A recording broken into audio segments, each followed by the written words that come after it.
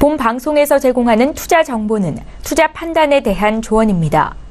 방송에서 제공하는 주식의 가치, 가격 상승 및 가격 하락에 대해서는 방송사에서 보장하지 않습니다. 슈퍼스탁 발굴 프로젝트 글로벌 슈퍼스탁의 김민아입니다. 어젯장에 코스닥이 3% 넘는 하락세를 보여줬습니다. 아무래도 이 코스닥이 3% 밀려나면서 이게 그냥 조정 장세가 아니라 큰 폭으로 밀려났기 때문에 우리 투자자분들 많이 걱정을 하셨을 것 같은데요. 이 현 상황은 달러가 약달러에서 강달러로 변한 점도 적지 않은 영향을 미쳤을 겁니다. 앞으로 우리 증시가 어떻게 흘러갈지 그리고 이 강달러는 왜 나타나는지 오늘도 우리 글로벌 슈퍼스탁과 함께 하시면서 세계 증시 흐름 체크해 가시기 바랍니다.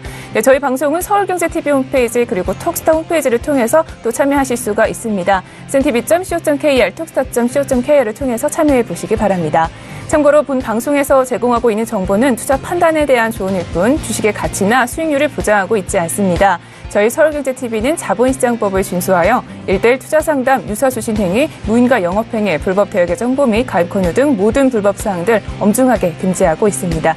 자, 우선 시장 동향부터 체크하고 가야겠습니다. 우리 시황센터 연결해 볼게요.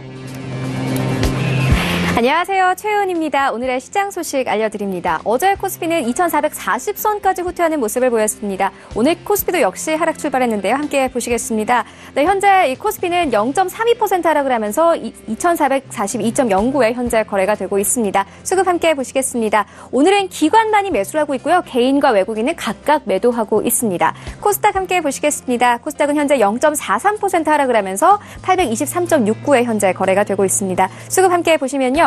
현재 외국인만이 매수하고 있고요. 개인과 기관은 각각 매도세입니다. 네, 다음으로는 해외 증시 함께 보시겠습니다. 먼저 나스닥 지수입니다. 현재 0.04% 하락을 하면서 6,818.00에 현재 거래가 되고 있습니다. S&P 500 지수 함께 보시면요. 현재 0.07% 빠지면서 2,668.50에 현재 거래가 되고 있고요. 달러 인덱스 함께 보시겠습니다. 현재 0.02% 상승을 하면서 93선까지 올라와 있는 모습입니다. 골드 함께 보시면요. 현재 0.01% 하락했고요. 1,313.6달러에 현재 거래가 되고 있습니다. 크루드오일 함께 보시겠습니다. 현재 1.77% 상승했습니다. 70.27에 현재 거래가 되고 있습니다. 네, 다음으로는 중국 증시 함께 보시겠습니다. 먼저 상해 종합지수입니다.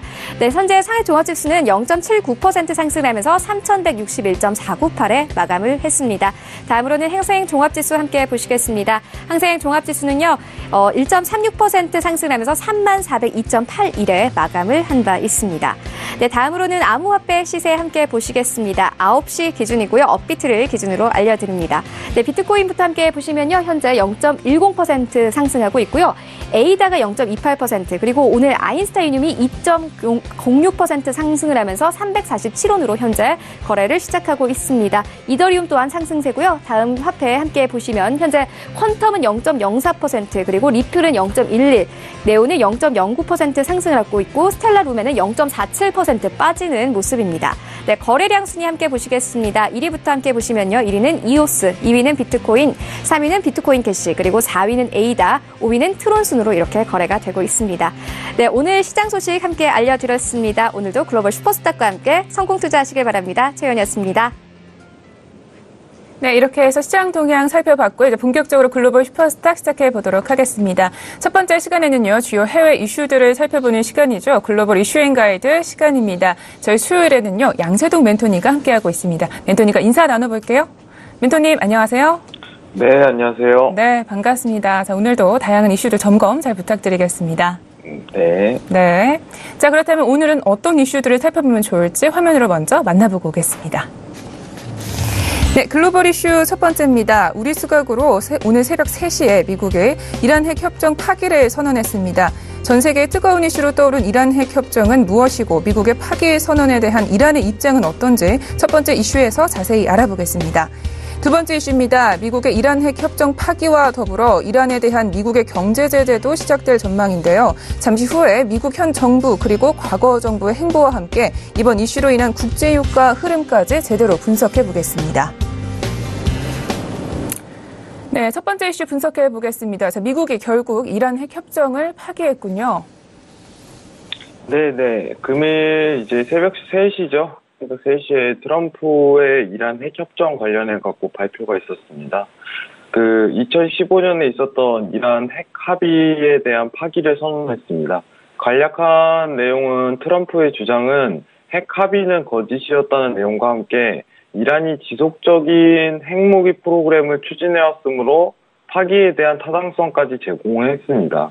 그러면서 이란에 대한 강도 높은 경제 제재를 취할 것을 밝히고 있는 입장입니다. 이 뉴스를 좀 제대로 이해하기 위해서는 우리 이 이란 핵 협정이 무엇인지에 대해서 좀 설명을 들어봐야 될 것 같은데요. 네, 멘토님 설명 좀 부탁드릴게요. 네, 2015년 7월에 이제 미국, 영국, 프랑스, 독일, 러시아, 중국과 함께 그 이란 사이에 체결된 협정입니다. 그 이란은 핵 개발을 포기하고 6개국은 이란에 대해서 경제 제재를 해체하는 내용이 좀 담겨져 있는데 간단하게 좀 이야기 드리자면은 핵에 대한 개발을 포기해라. 그러면 경제 제재를 하지 않겠다. 이런 식의 내용입니다.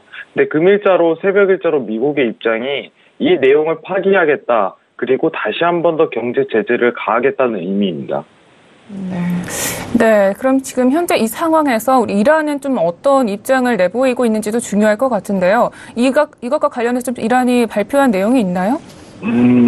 이란의 입장은 자, 우리는 미국 없이도 핵 협정을 유지하겠다 하고 로이터 통신을 통해 밝히고 있습니다. 근데 지금 더 중요한 내용은 지금 미국의 입장이 좀 더 살펴봐야 될 필요성이 있는데 앞으로의 트럼프 행보가 관건이다. 이에 대해서 많은 견해가 나뉘고 있는 상황입니다.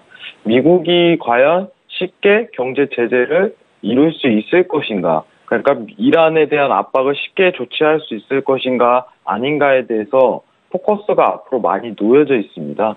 그 다음 뉴스를 통해서 이 부분에 대해서 좀 더 자세히 설명을 드리도록 하겠습니다.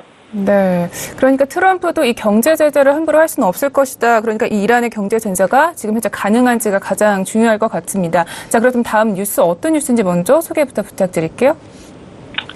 네, 이 앞에 있는 뉴스에서 설명했다시피 이란의 핵 협정에 대해 탈퇴를 선언한 상황인데 그리고 경제 제재에 대한 조치를 하겠다고 선언하였지만은 이 과거 오바마 행정부 당시 그때와 같은 경제 제재에 대한 결실을 이끌어내기 굉장히 어렵다. 이렇게 내다보고 있는 측면이 굉장히 많습니다. 과거 오바마 정권에서는 이란을 제재하기 쉬웠던 이유는 그 대체로 원유 수입하는 국가에서 공조를 해줬기 때문에 쉽게 이루어질 수 있었는데 오바마 정권 당시 원유 외교 채널을 충분히 갖춘 상황에서 원유에 대한 수출 압박을 함으로써 경제 제재를 쉽게 이룰 수 있었습니다. 하지만 지금 트럼프 행정부 상황은 크게 다르다. 이거에 대해서 시사하고 있는 뉴스입니다. 그러니까 원유 수출입과 관련해서 지금 오바마 행정부와 또 트럼프 행정부가 좀 상황이 많이 다르다 이런 말씀이신 거잖아요. 그럼 트럼프 행정부는 지금 어떤 상황이길래 그게 불가능한 걸까요? 네, 일단은 좀 비교를 분석을 해야 되는데 2000년도 말만 해도 미국은 이란을 장기적으로 고립시킬 만큼 국제사회의 영향력을 행사하지 못했습니다. 근데 이후 오바마 전 정권이 이란을 경제 제재를 하였는데 유럽과 각국의 원유 수출에 대한 축소를 하도록 시행을 했고 실제적으로 이란에 대해서 경제 제재가 쉽게 이루어졌습니다.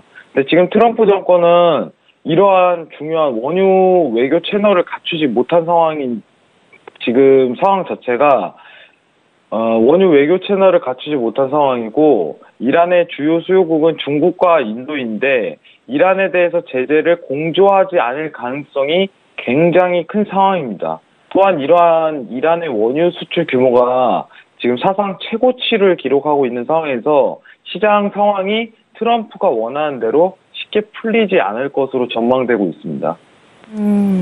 네, 이란이 지금 원유 수출 최대국인 만큼 이 부분에 대해서 좀 영향을 많이 미치겠습니다. 좀 앞으로 우리 시장에서는 이 원유 가격 좀 어떻게 움직이게 될지 이것이 가장 궁금할 것 같은데요. 앞으로 좀 80달러 선으로 올라갈 수도 있다 이런 전망들도 나오고 있거든요. 멘토님은 어떻게 보시나요?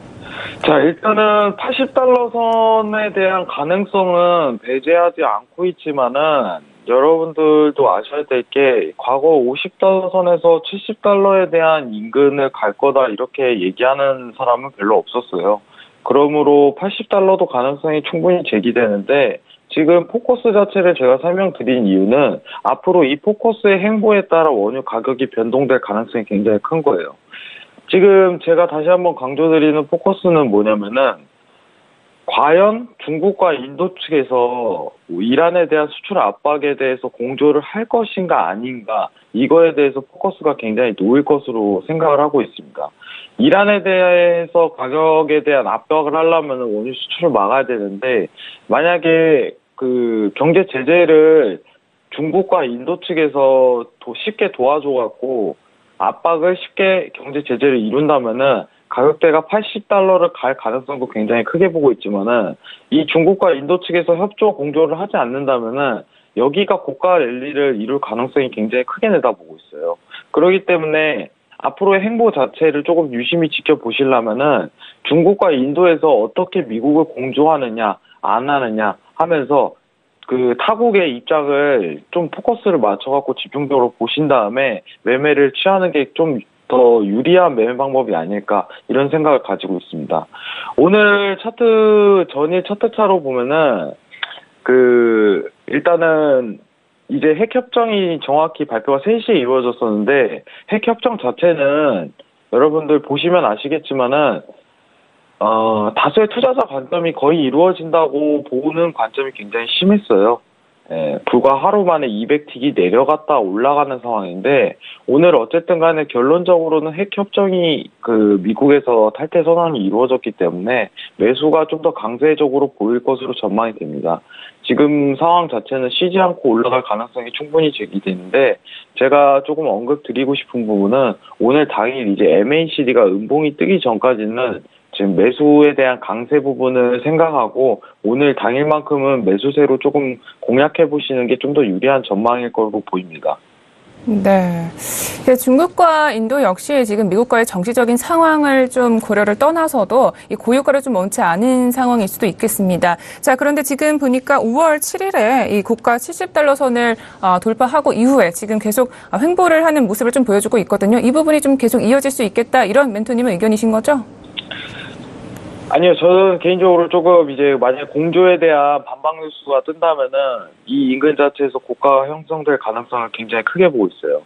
공조에 대한 뉴스 자체가 굉장히 중요할 것 같고, 중국과 인도 측에서 공조에 대해서 쉽게 하지 않겠다 이런 분위기만 쉽게 나와도 고가 자리가 나올 가능성이 굉장히 크게 보고 있습니다. 하지만 이거에 지금 당분간은 이번 주에서 중국하고 인도가 입장을 내비출 가능성이 굉장히 적다고 보고 있으니까 오늘 장만큼은 단순히 이제 다시 재차 스팬이 밀리기 전까지는 매수세로 보는 게 맞다고 보는 거고, 어쨌든 결론적으로 미국은 탈퇴했다, 경제 제재를 취하겠다 하고서 강경한 입장을 취하고 있으니까 매수로만 조금 포커스를 맞춰서 스팬이 밀리기 전까지는 매수 위주로만 보시는 게 유리할 전망으로 보고 있습니다. 이상입니다.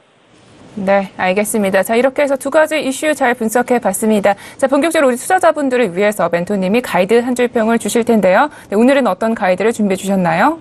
예, 트럼프 핵 협정 파기 생각만큼 쉽게 풀리지 않을 것이다. 네, 트럼프 핵 협정 파기는 생각만큼 쉽게 풀리지 않을 것이다. 우리 이슈를 통해서도 봤듯이 이런 부분을 계속 우리가 좀 체크를 해 나가야겠죠? 네. 경제 제재는 미국 혼자 단독적으로 할 수 없습니다. 타국의 공조가 확실히 필요한 상황이고, 원유 채널을 갖추지 못한 트럼프 정권이 이를 쉽게 풀어갈 수는 없을 것으로 내다보고 있습니다.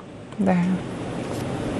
네, 알겠습니다. 자, 이렇게 해서 가이드 한 줄 평도 잘 들어봤습니다. 자, 이번에는 본격적으로 그렇다면 오늘은 어떤 매매 전략을 펼치면 좋을지, 그리고 전일장에는 어떻게 트레이딩을 펼치셨는지 이야기를 들어볼 시간입니다. 네, 멘토님 전략적인 분석 부탁드릴게요.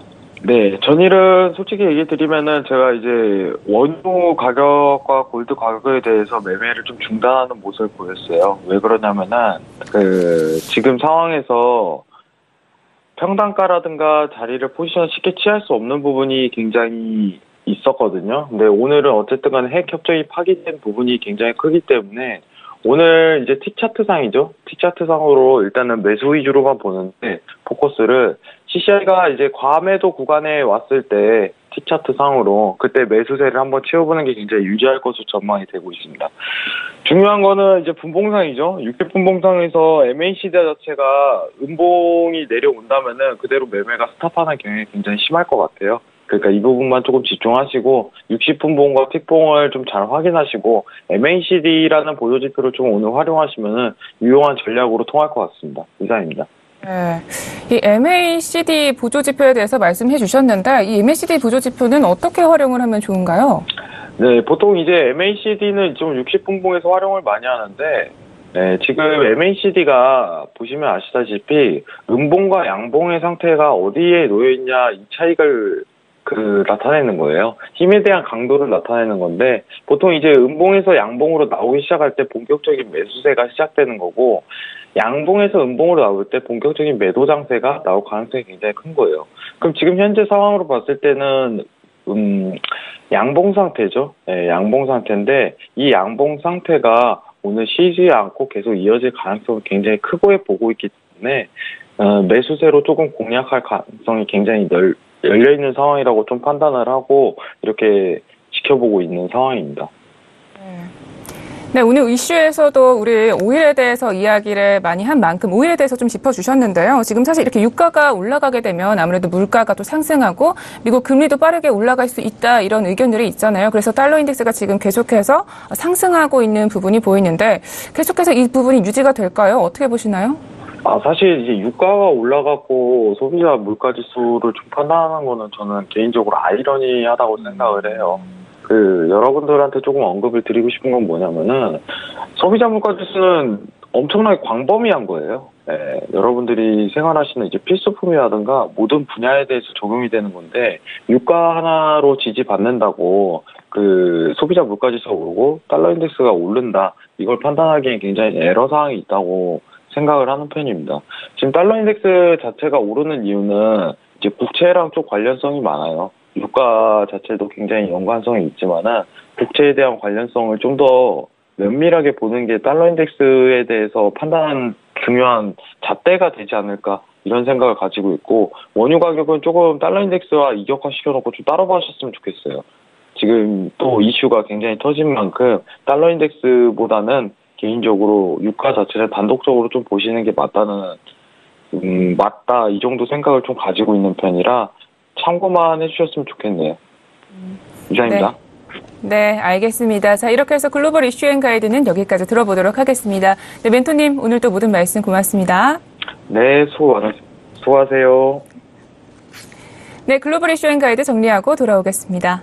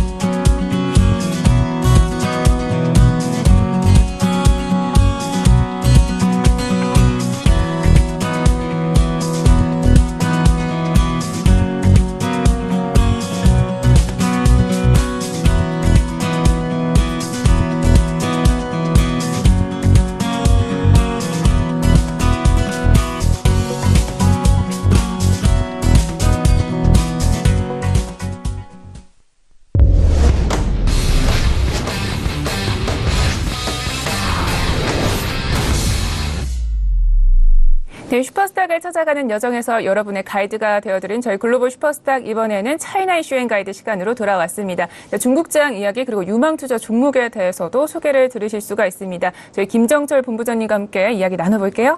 네, 본부장님 안녕하세요. 네, 안녕하십니까? 네, 반갑습니다. 어제 좀 몸이 많이 안 좋아 보이셨는데 좀 쾌차하셨는지요? 몸이 아주 퇴역하면 잠깐 이렇게 한쪽이 좀 부어가지고 얼굴 쪽이 좀 부었는데 지금 약간 아직도 좀 부어는 있습니다. 근데 다만 이제 부어는 있지만 그래도 방송하는데 크게 지장은 없어가지고요. 네, 다행입니다. 네, 방송은 크게 문제는 없지 않을까. 알겠습니다. 네, 항상 건강 조심하시고요. 자, 그렇다면 전일장, 중국장은 어떻게 마무리됐는지 마감 시향부터 들어볼게요. 네, 일단 전일장 한번 보겠습니다. 일단 지난 상해 증시만 얘기를 들어보자면 상해 증시도 살짝 올랐고요. 지금 보시면 상해종합이 0.79% 상승을 했죠. 그리고 선전 성분 지수도 뭐 비슷하게 상승을 한 상태고, 창업한 지수가 이제 너무 급등을 했는지, 어제는 좀 힘을 좀 못 쓰는 뭐 그런 모습이었습니다. 살짝 소폭 상승했는데, 일단 무역 지표가 상당히 좀 잘 나왔어요. 무역 지표가 상당히 잘 나오면서, 이런 부분이 약간 긍정적으로 좀 지표까지도 좀 잘 나왔다. 뭐 이렇게 좀 볼 수 있겠고요. 그리고 보시면은 수출 같은 경우가 이제 많이 이제 늘어났고요. 그 수입 같은 경우는 수입도 좀 많이 늘어나면, 수입이 많이 늘어나는 분도 뭐 나쁘진 않거든요. 왜냐면 원자재를 수입해서 가공해가지고 중국 역시도 이렇게 수출하는 경우도 많이 있기 때문에 그 부분이 전체적으로 증가했다는 부분이 좀 괜찮았다. 상당히 경기가. 그렇게 좀 보여줄 수 있고, 다만 이제 4월에 이제 무역자, 대미 무역자, 미국에 대한 무역자가 조금 더 늘어나면서 중국과 미국의 무역 갈등에 대해서 뭐 단초를 좀 제공한 그런 상황이긴 합니다만 그 부분이 크게 부각은 되진 않았습니다. 그래서 보시면은 업종별로는 뭐 금융, 선박제조, 가전, 식품 이쪽이 좀 많이 상승한 그런 모습으로 보여졌습니다. 네, 알겠습니다. 자, 무역 지표 호조 덕분에 상승 마감했다라는 소식이었습니다. 자, 그렇다면 오늘은 어떤 이슈들을 살펴보면 좋을지 이슈 화면으로 만나보고 올게요. 네, 차이나 이슈 첫 번째입니다. 김정은 위원장과 시진핑 주석이 지난 정상회담 이후 50일이 채 지나지도 않은 시점에서 다시 만남을 가졌습니다. 다시 만난 두 정상은 어떤 얘기를 나눴는지 첫 번째 이슈 분석 알아보겠습니다. 자, 두 번째 차이나 이슈입니다. 중국의 명주로 잘 알려진 마오타이주의 회장이 돌연 교체됐습니다. 어떤 이유로 교체됐고 신임 회장은 어떤 인물인지 잠시 후에 자세히 알아보겠습니다. 네, 본부장님 첫 번째 이슈부터 알아보도록 할게요. 굉장히 지금 모두가 주목하고 있는 뉴스죠. 북미 정상회담, 북중 정상회담과 관련된 뉴스입니다. 어떤 뉴스인가요? 네, 일단은 이제 갑자기 만날 지 얼마 되지도 않았는데 또다시 시진핑과 김정은 위원장이 다시 만났어요. 시진핑 주석하고. 근데 이게 이제 김정은 북한 국무위원장이 이제 지난 7일날 전용기를 타고 1박 2일 일정으로 중국 가렌을 방문했는데요. 시진핑 주석하고 이제 정상회담을 했습니다. 지난번 정상회담이 있은 지 뭐 40일이 조금 넘은 그런 상태였는데 얼마 되지도 않았는데 다시 또 정상회담을 했다. 이런 부분은 뭐 그냥 뻔하죠. 예, 북미 정상회담 전에 사전조율 좀 하자, 중국하고. 뭐 그렇게 좀 얘기를 드릴 수 있겠고요. 제일 중요한 건 싱가포르이 지금 정상회담의 가장 중요한 그런 회담 장소가 되지 않을까라는 생각을 많이 하고 있잖아요. 근데 이제 그런 거에 대한 약간의 예행 연습? 예, 그렇게 보시면 좋을 것 같네요. 네, 상당히 이례적인데요. 이 김정은 위원장 그리고 시진핑 주석이 만난 지 얼마 또 되지 않았는데 다시 전격적으로 또 회동을 한 겁니다. 자, 이번 회동의 좀 주요 논의는 안 봐도 뻔한 거겠죠. 우리 북미 정상회담과 관련된 논의였겠죠? 네, 아무래도 이제 북미 정상회담 위주로 좀 포커스가 맞춰졌을 텐데, 북미 정상회담으로 중국과 만난 것으로 좀 확인이 되고 있습니다. 이제 미국이 아직 북미 정상회담 날짜하고 장소는 정해졌다고는 해놓고 아직 얘기를 안 꺼내주고 있어요. 이게 뭐 정해진 게 아니죠. 그렇게 따지면은. 예, 아직 정해진 건 아닌 것 같은데, 최근 미국이 이제 북한에 대해서 비핵화 압박을 좀 많이 한 상태입니다. 또 미국 같은 경우가 좀 강하게 북한에 좀 언론 플레이를 좀 많이 하고 있는 그런 상황인데, 북한이 조금 기분이 안 좋은 것 같아요. 그것 때문에. 근데 이제, 비핵화만 해도 비핵화만 가지고 좀 논의가 됐으면 좋았을 텐데, 이게 미국이 자꾸, 핵 이외에 대량 살상까지 다 이제 언급을 해 가면서, 마치 이걸 북한이 다 양보할 것처럼 미리 지금 밑밥을 많이 깔아놓은 상태예요. 거기에 대해서 북한이 생각해 봤을 때 아무리 봐도 이거는 트럼프가 뭔가, 이상하게 회담을 좀 몰고 가려고 하는 그런 양상을 보이니까 바로 중국에, 이를 좀 협의하는 그런 모습을 좀 보여준 게 아닌가, 그렇게 좀 판단이 됩니다. 네, 이 중국 역시도 좀 이번 회동이 좀 필요했던 걸로 보이고 있는데요. 이 차이나 패싱론에서 이제는 좀 중국이 좀 중추적인 역할을 할 수 있지 않을까 생각이 듭니다. 자, 특히 좀 이란 핵 협상 관련해서 이 미국이 지금 탈퇴를 한 상황이잖아요. 그래서 아무래도 이 북한이 좀 중국 쪽에 기댈 수 있지 않나 이런 생각도 드는데 우리 멘토님의 의견은 어떠신가요? 네, 맞습니다. 이제 뭐 이란 핵 협상 탈퇴한 게 이제 간밤에 이제 큰 뉴스가 됐었는데. 이제 이런 부분을 봤을 때 이제 이란 쪽은 제가 이란 핵협상 관련해서는 제가 지난 신세계 시간에 미국이 무조건 탈퇴할 거다. 안 봐도 뻔하다. 다른 거 생각하지 말아봐. 이렇게 얘기를 드렸었던 적이 있었고요.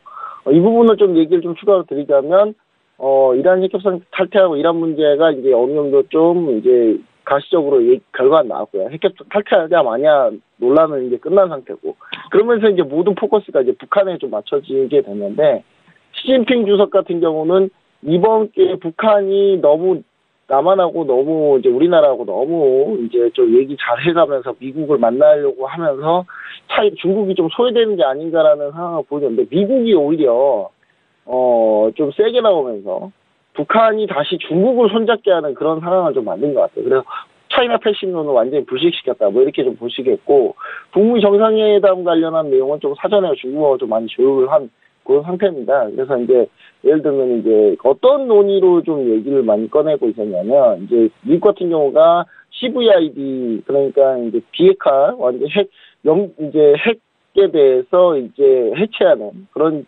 얘기를 꺼냈다가, 이제는 PVID라 그래가지고 영구적으로 아예 못 쓰게 하는, 핵을 아예 만들지 못하는 그런 쪽으로 지금 미국이 몰고 가고 있거든요. 근데 이거 관련해서 이제 중국하고 북한하고 좀 얘기를 좀 조율했을 가능성이 없고, 비핵화 노선에 무조건적인 양보고는 없다. 북한 같은 경우도 이번 회담을 보면서 비핵화에 대해서 무조건적으로 양보하지 않을 거다라는 걸 좀 어느 정도 예상해 볼 수 있겠습니다. 그리고 이 부분을 좀 따지고 봤을 때 중국도 어느 정도 여기서 영향력을 좀 끼치고 있다는 거를 또 미국한테 다시 보여줬어요. 왜냐하면 김정은 위원장이 귀국하자마자 바로 트럼프하고 시진핑이 통화를 했었거든요. 제가 봤을 때 이제 트럼프가 통화를 본 것 같은데, 왜냐하면 좀 되게 뭔가 중국의 영향력이 좀 커져버린 상황이죠. 이런 부분에 대해서 이제 조금 우려를 하는 것 때문에 이제 중국하고 미국하고 다시 또 논의가 좀 들어간 상태이지 않나. 그래서 뭐 장소나 일정 내용 관련해서도 중국이 많이 개입할 수 있는 그런 여지를 좀 만들어진 상황이다. 뭐 이렇게 좀 보시면 좋을 것 같습니다. 네, 알겠습니다. 트럼프가 좀 의도치 않게 중국을 좀 도운 셈이라고 볼 수도 있겠습니다. 근데 다음 행보는 좀 어떻게 될까요? 트럼프가 이 부분에 대해서도 다 인지를 하고 있을 것 같은데, 좀 적정 수준에서 북미 회담이 이루어질 수 있겠죠? 제가 봤을 때는 이제 뭐 장소나 뭐 이런 부분에 대한 문제이기도 한데요. 싱가포르이 지금 거론되고 있는데, 거기에 대한 예행연습 비슷한 상황도 됩니다. 왜냐하면 1박 2일 일정으로 간 거거든요. 그래서 이제 그런 부분, 아무래도 싱가포르이 좀 더 유력한 걸로 좀 보여지고, 그런 부분도 있지만, 이제 결정적인 거는 계속 미국이 좀 북한을 자극을 했었습니다. 그러니까 비핵화 하겠다고 하니까, 이제 거기에 한 발 더 나가서 좀 트럼프가 좀 세게 나갔죠. 원래 트럼프의 협상 전략이 항상 똑같아요. 이거는 뭐 이제는 새롭지가 않아요. 왜냐면 트럼프가 처음에 이런 전략을 썼을 때는 조금 새로웠는데, 이제는 지겹죠. 정보 하나 던지면 그거보다 더 앞서 나가고 지겹거든요. 근데 그런 부분에 대해서 미 이제 좀 세게 나오니까 좀 오히려 좀 협상을 좀 망칠 수 있지도 않나. 오히려 트럼프의 이런 제가 봤을 때는 그 부안해동이라고 좀 해야 될 것 같습니다. 이 부안해동이 아닌가, 뭐 이런 생각을 좀 해볼 수 있겠습니다. 네, 알겠습니다. 첫 번째 이슈는 여기까지 분석해 보도록 하겠습니다. 그렇다면 다음 이슈로 넘어가 볼게요. 다음 이슈, 마우타이주와 관련된 뉴스인데 어떤 뉴스인가요? 네, 마우타이, 제가 이제 한번 소개해드렸었죠. 마우타이 그룹이라고. 마우타이 그룹입니다만은 원래 이름은 이제 저희가 증시에서 찾아볼 수 있는 쥐주모테주라고 검색을 하면 나오거든요.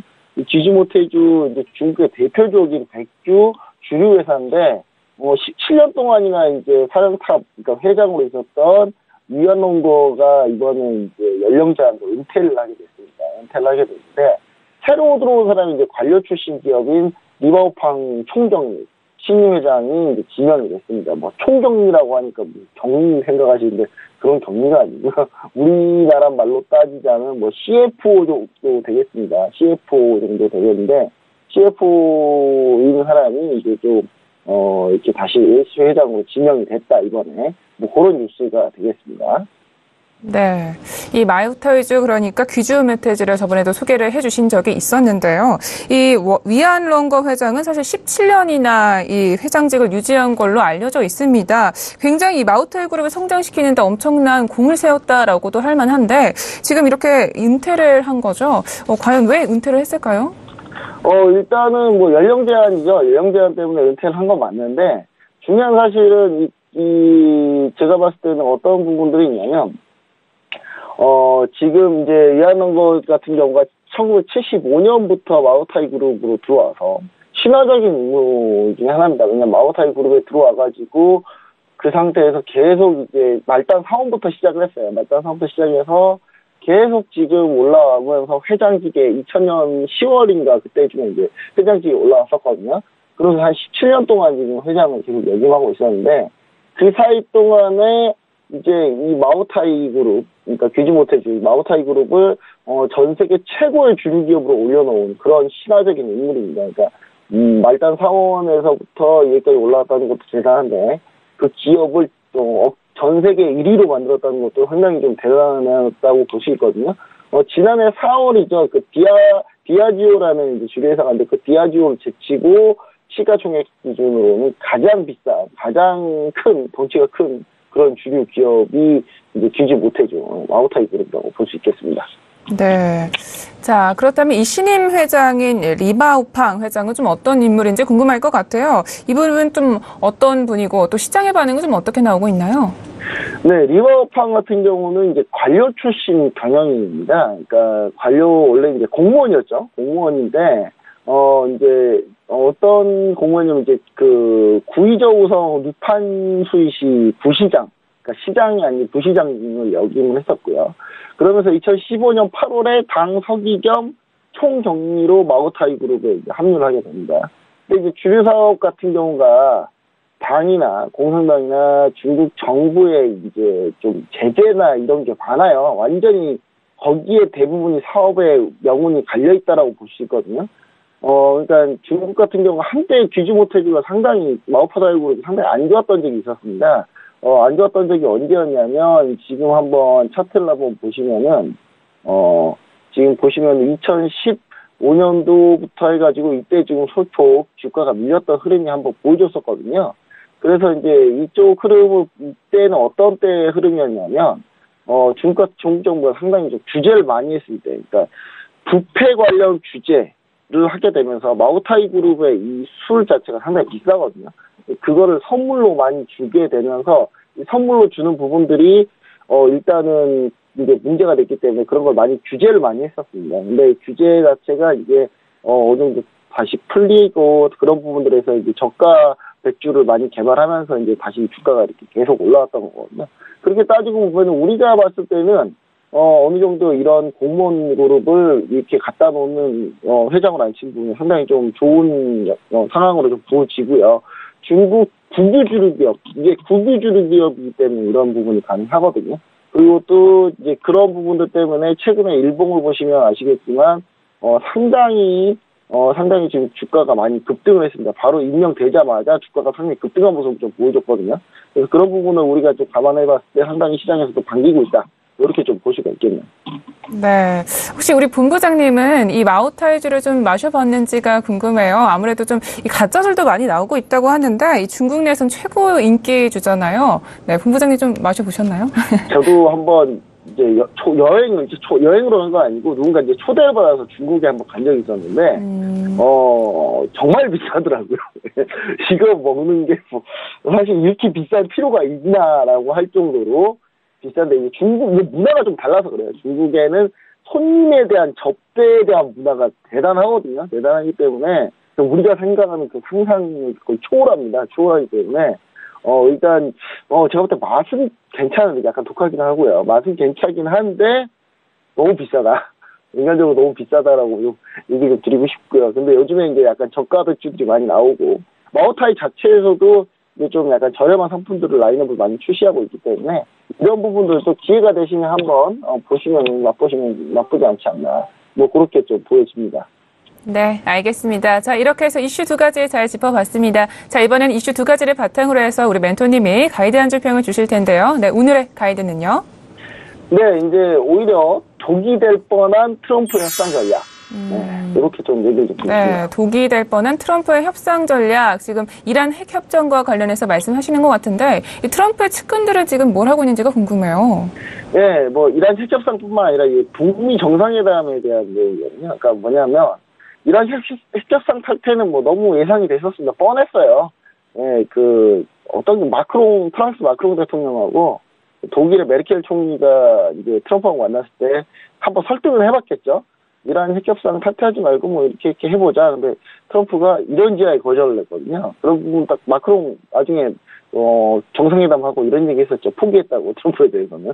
네. 근데 그런 부분들 때문에 사실 이란 핵협상 탈퇴는 좀 예견된 상황이었는데, 이번에 이제 북미 정상회담도 마찬가지로 북한이 사실상 어느 정도 좀 손을 내밀었어요. 근데 그 손을 내밀인 거를 트럼프가 좀 미국 같은 경우가 좀 더 거기에 과하게 좀 오히려 또 초반에 트럼프 협상에서 주로 처음부터 세게 나가는 거잖아요. 근데 처음부터 좀 더 세게 나가고 있거든요. 그러니까 그런 부분들이 북한으로 하여금 중국의 도움을 굳이 필요하지 않고 북미 정상회담을 잘 할 수 있었던 부분을 북한이 다시 중국의 손을 내밀게 하는 그런 상황으로 지금 몰아가고 있다.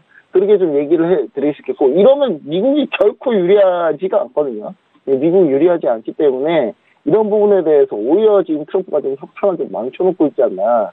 중국의 입김만 더 강해지는 효과가 나타나고 있고, 지금 그것 때문에 지금 트럼프 대통령이 급하게 북한 김정은 위원장이 시진핑 주석 만나고 오니까 또 급하게 또 폼페이오를 또 북한을 또 보냈어요. 네. 북한을 보낸 상태이기 때문에 지금 트럼프가 얼마나 지금 정신없어 하는지 우리가 좀 예상해 네. 볼 수 있지 않나. 그렇게 좀 생각해 보시겠네요. 네.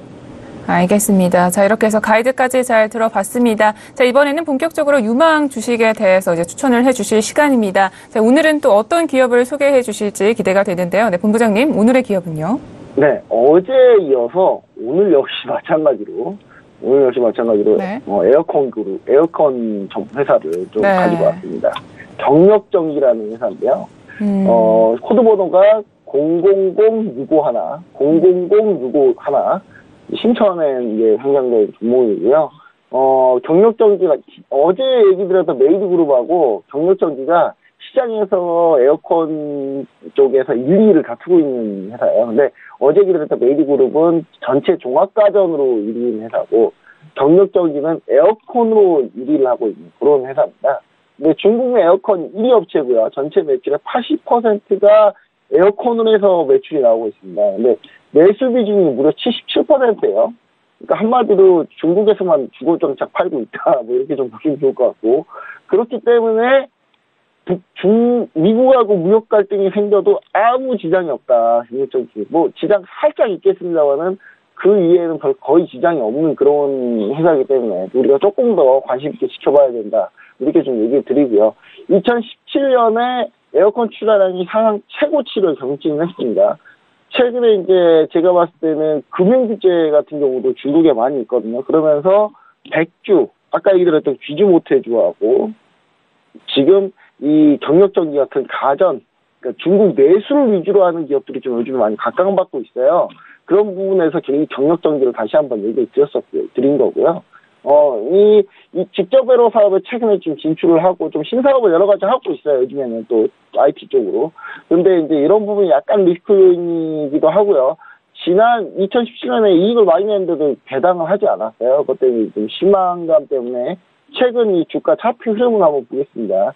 차트 흐름은 2017년에 기대감을 쭉 해서 올라왔다가 배당 안 하겠다고 하니까 이제 좀 주가가 실망해가지고 이러면서 밀렸어요. 이렇게 밀린 상황이거든요.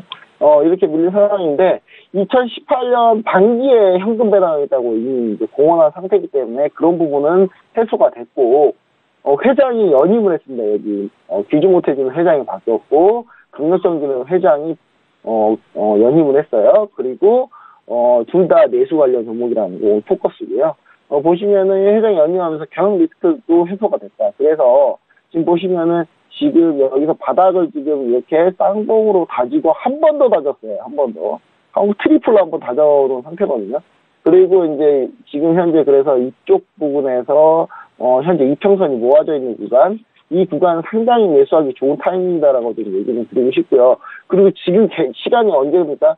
여름 직전이지 않습니까? 에어컨이 이제 막 차기 시작할 겁니다. 그래서 그런 부분이 반영되면 올라가지 않을까라는 생각으로 지금 얘기를 드리고 있고요.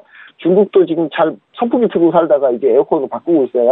에어컨을 바꾸고 있기 때문에 우리나라 생각하시면 됩니다. 엄청나게 에어컨 바꾸겠죠. 그래서 매수가는 47.000을 잡아주시면 좋을 것 같고, 손절가는 여기 전부 다 저가랑 이탈하는 43.600. 2,500가는 55.390을 잡아주시면 제일 좋을 것 같고요. 2차 평가는 우리나라 IT 기업들 중에 이제 성장하는 IT 기업 PR을 대비해봤을 때 목표가가 나오는 61.300을 네. 보시면 가장 좋을 것 같습니다. 네, 알겠습니다. 저희 미국, 중국의 무역 전장에도 주가 영향을 받지 않을 만한 지금 에어컨 업체적 경력 전개에 대해서 소식을 잘 들어봤습니다. 자, 본부장님 오늘도 말씀 모두 고맙습니다. 네, 감사합니다.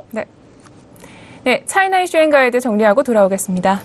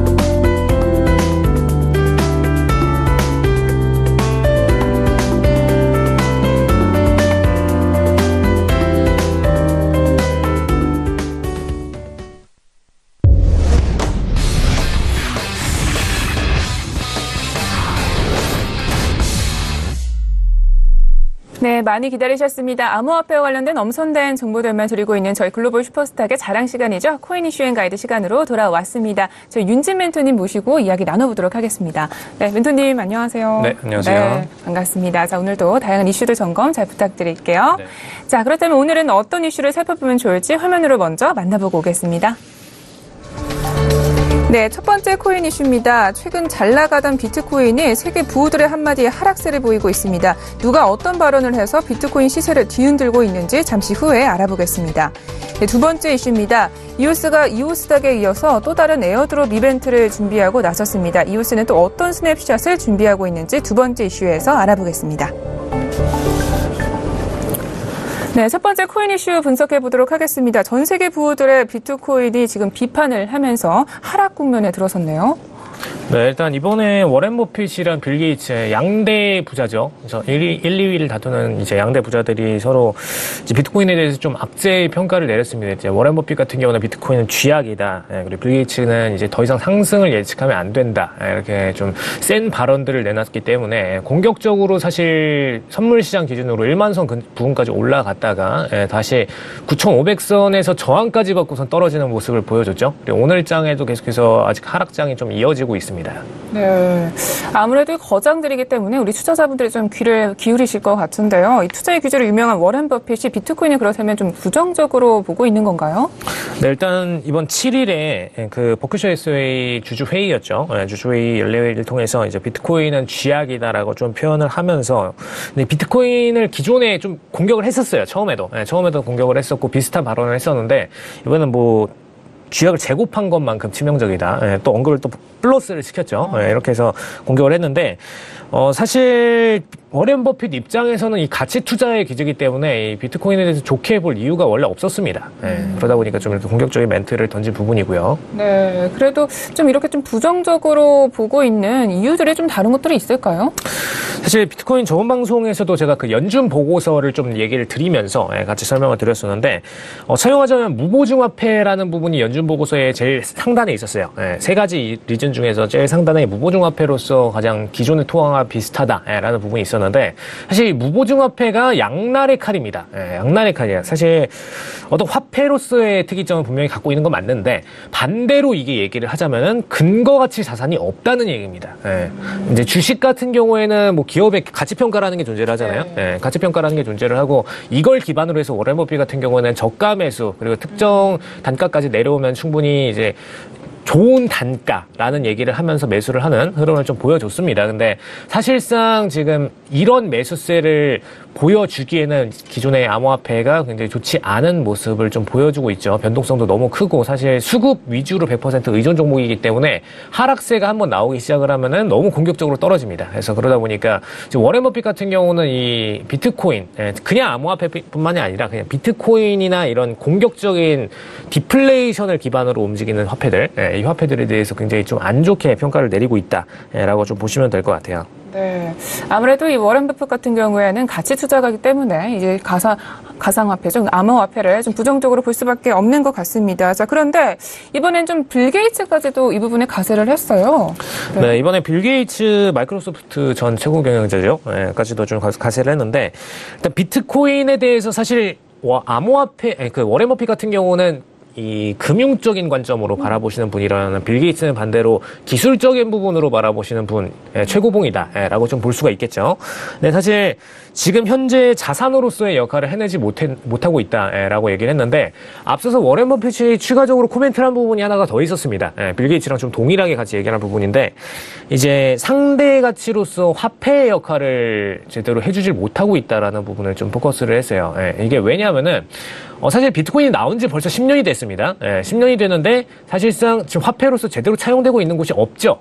없다 보니까 이 가치가 활용될 수 없는 이유가 기본적으로 변동성이 너무 크다 보니까 피지사들이나 뭐 결제사들 입장에서 우회해서 최근에 요즘 뭐 도입한다 만다 얘기는 살짝 있지만 실질적으로 진짜 현금처럼 바로 직관적으로 도입할 수가 없는 상태라는 거를 다 알고 있습니다. 기술적으로도 분명히 느껴지고 있고 금융시장적으로도 느껴지고 있어요. 그러다 보니까 빌 게이츠 입장에서는 더 이상 이제 상승세를 예측할 만한 필요가 없고 지금 올라가는 차트가 가끔씩 종종 나오죠.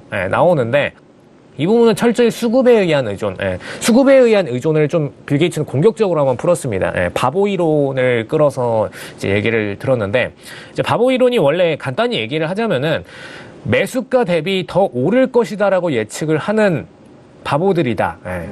라는 부분이죠. 그래서 계속해서 그런 바보들이 더 존재를 할 거고 내 매수가보다 더 높은 매수가에 들어올 사람들이 있을 거고 또 그 이상으로 매수가로 들어올 사람들이 있을 거고 그래서 가격이 올라갈 거다. 라고 예측하는 분들이 너무 많은데 그 이론 자체가 바보다. 라고 좀 역설을 펼치면서 이 시장을 공격을 한 거죠. 어떻게 보면 수급 100% 의존 종목에 대해서는 이 이론이 당연히 존재를 할 수밖에 없습니다. 그래서 그 부분에 대해서 공격을 한 부분이고요. 근데 사실 이번에 빌 게이츠뿐만 아니라 지금 최근 어제장 기준으로 게리 콘 의장이 추가적으로 발언을 하나를 또 했어요. 게리 콘 전 위원장이죠. 전 위원장이 추가적으로 발언했는데 원래 이제 골드만삭스 사장 출신이다 보니까 공격적인 발언에 좀 귀재긴 합니다. 게리 콘 의장이. 그래서 이번에 좀 얘기를 펼친 부분이 기존에 이제 CNBC 총에서 좀 얘기를 나왔었는데 글로벌 성장을 이어가기엔 좀 역부족이다라는 부분을 들면서 단일 시장이 아닌 암호화폐 전체 중앙 시장이 따로 생길 것이다. 그래서 지금의 비트코인 개별 시장은 당연히 망할 것이고 추후에 저번에도 말씀드렸듯이 제가 베이시스 혹은 베이시스 프로젝트가 좀 크게 진행이 되거나 IMF나 BIS 쪽에서 자체적인 중앙화폐 발행이 일어날 가능성이 있다라는 얘기를 한번 들었었죠. 근데 그 얘기랑 거의 같은 맥락이라고 보시면 될 것 같아요. 게리 콘 의장이 이번에 얘기한 부분은 기존에 지금 암호화폐들이 출시된 이 화폐들이 중앙화폐로 전환되는 게 아니라 앞으로 기존 통화를 대체할 만한 중앙화폐가 새롭게 나올 거고 그리고 그 기존의 암호화폐들은 너무 변동성도 크고 기존의 화폐를 대체할 만한 가치가 없기 때문에 이 시장은 오히려 무너지고 이 새로운 시장으로 넘어갈 거다. 그래서 단일 화폐 구조로 바뀔 거다라고 좀 얘기를 했습니다. 그래서 사실 어떻게 보면 기존 화폐에 대해서는 이 대가 세 분이 전부 다 부정적으로 좀 얘기를 하고 있다라고 보시면 될 것 같습니다. 네, 생각보다 굉장히 좀 강발언을 던진 것 같은데요. 지금 이 거장들의 한마디에도 크게 흔들리는 모습에 좀 우리 투자자분들의 입장에서는 굉장히 좀 억울하지 않을까 생각도 듭니다. 알겠습니다. 자, 이렇게 해서 첫 번째 이슈 잘 분석해봤고요. 다음 이슈로 넘어오도록 할게요. 네, 다음 이슈 설명부터 부탁드릴게요. 네, 이번에 그 저번에 이오스 닥이 한번 이제 추가적으로 에어드롭을 하고 나서 이번에 에볼루션 그리고 해칭까지도 추가 에어드롭이 이슈가 되어 있는 상태입니다. 이번에 10일 그리고 15일 기준으로 각각 스냅샷이 있는 일정이 있습니다. 네, 좀 이 이오스 에어드롭이 또 실행이 되는 거죠? 어떤 이벤트들이 좀 준비되어 있는지 궁금한데요. 사실 요즘 표현을 이오스 측에서는 이오스 프로듀서, 블록 프로듀서라고 좀 표현을 합니다. 이오스 이 블록체인 플랫폼을 기반으로 해가지고 이오스에 관련된 상품들을 출시하는 이런 분들을 얘기를 하는데, 근데 이분들이 이제 자체적으로 코인을 생산해서 ICO를 시키는 방식이 아니라 이오스 기존 보유자들한테 뿌려주는 방식으로, 즉 에어드롭 방식으로 이 코인들을 뿌려주고 있어요. 그러다 보니까 이오스뿐만 아니라 이오스 플랫폼을 이용한 다른 코인들도 계속해서 새로 나오는 신규 코인들도 토큰 방식으로 기존 보유자들한테 뿌려주는 방식으로 이루어지는데, 이거를 이제 에어드롭을 하기 위해서는 특정 일자를 기준으로 해서 보유자들 현황을 딱 캡처를 해야 됩니다. 그래서 그걸 이제 스냅샷이라고 표현을 하고요. 그래서 이번에 뭐 10일, 15일뿐만 아니라 6월에도 추가적으로 좀 예정이 되어 있습니다. 지금 이번에 10일 같은 경우는 이오스 에볼루션이라고 해서 이제 ICO를 하지 않고선 이제 기존의 블록체인 보유하는 것을 방지하는 시스템, 권력이 집중화되는 걸 좀 방지하는 시스템이다. 좀 이렇게 보시면 될 것 같아요.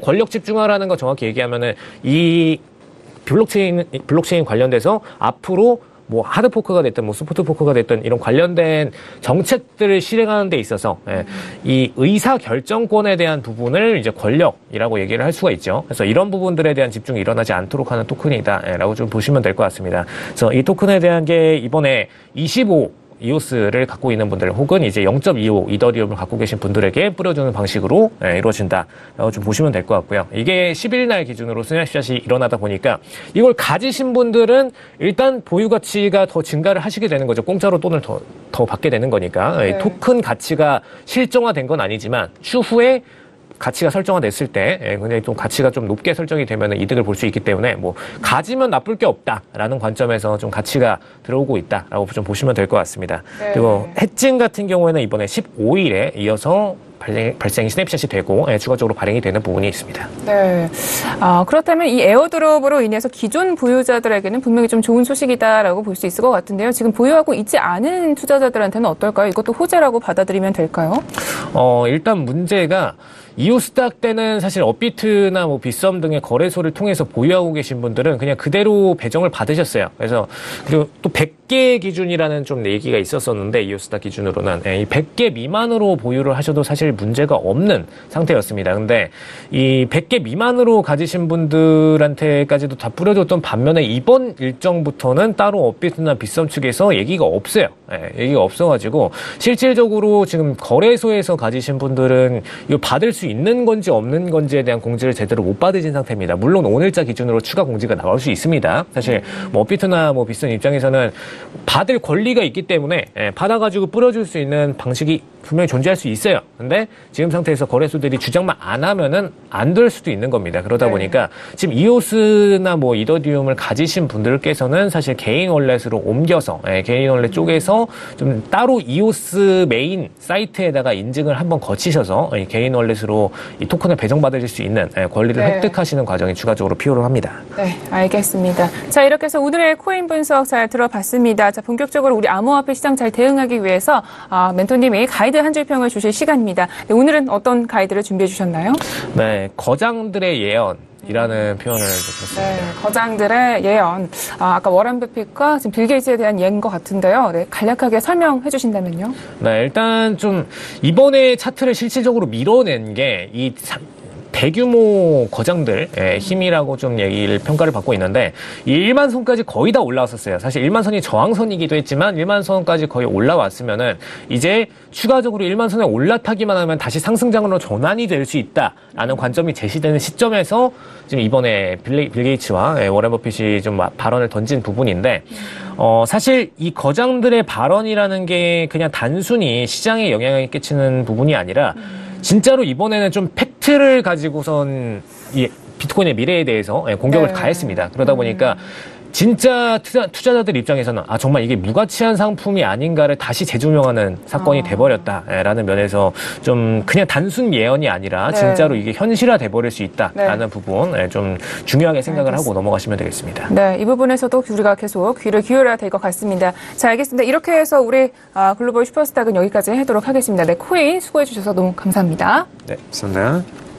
네, 오늘도 저희 글로벌 슈퍼스탁은 해외 선물과 중국 주식 그리고 암호화폐까지 전 세계를 대상으로 유망 투자 종목 발굴하기 위해서 열심히 달려왔습니다. 네, 저희 방송은 여기서 마무리하지만요. 서울경제TV 홈페이지 그리고 톡스탁 홈페이지를 통해서 또 참여하실 수가 있는데요. cntv.co.kr, 톡스탁.co.kr을 통해서 참여해 보시기 바랍니다. 참고로 본 방송에서 제공하고 있는 정보는 투자 판단에 대한 조언일 뿐 주식의 가치나 수익률을 보장하고 있지 않습니다. 저희 서울경제TV는 자본시장법을 준수하여 1:1 투자상담, 유사수신 행위, 무인가 영업행위, 불법 대여계좌 홍보 및 가입 권유 등 모든 불법 사항들 엄중하게 금지하고 있다는 점 고지해드리겠습니다. 자, 글로벌 슈퍼스탁 오늘은 여기까지입니다. 우리 시청자분들 오늘도 성공적인 투자 판단하시기를 기원합니다. 저희는 내일도 최선을 다할게요. 함께해 주신 여러분 고맙습니다.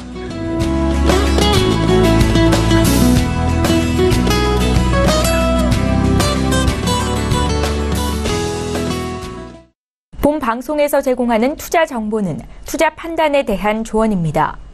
방송에서 제공하는 주식의 가치, 가격 상승 및 가격 하락에 대해서는 방송사에서 보장하지 않습니다.